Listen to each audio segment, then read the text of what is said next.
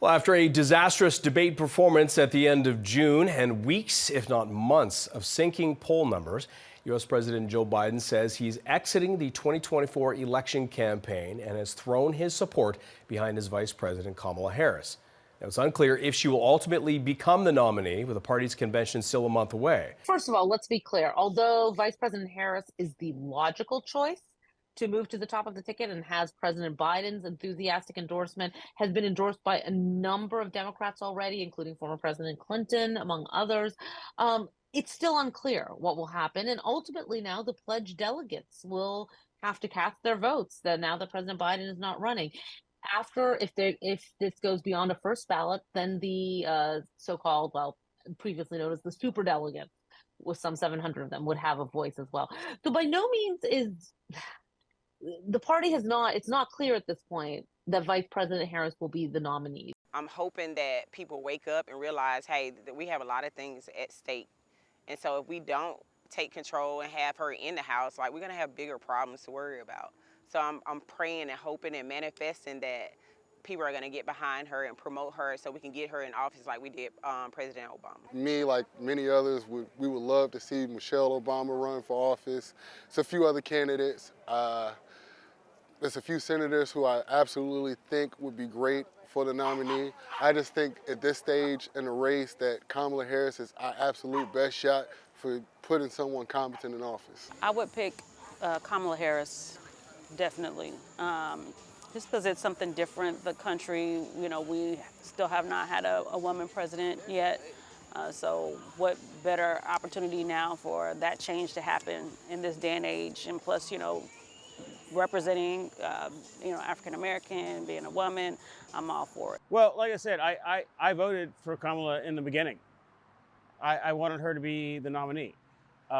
So now that she is, or will be, I'm not unhappy. She's not afraid to speak loudly. She's not the quiet black woman. And, that's what we need right now. I do think that there's bias out there. There's no doubt. There's racism, there's sexism.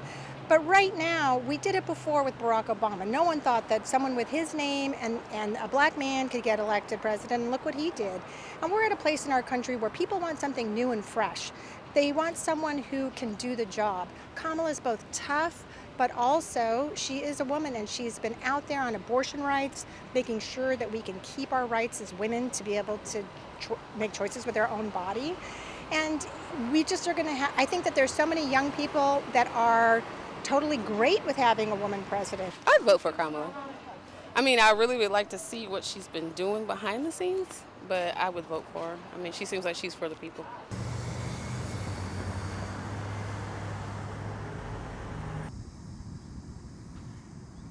I was actually very excited. Just the thought of her just becoming president, especially being from Howard and being the first black woman president potentially, it was just very exciting for me. And hopefully she can get to the election. Hopefully she could win the election, in November. I am excited for a much younger candidate. I think myself and others, we're kind of losing faith in Joe Biden's ability to serve another 4 years.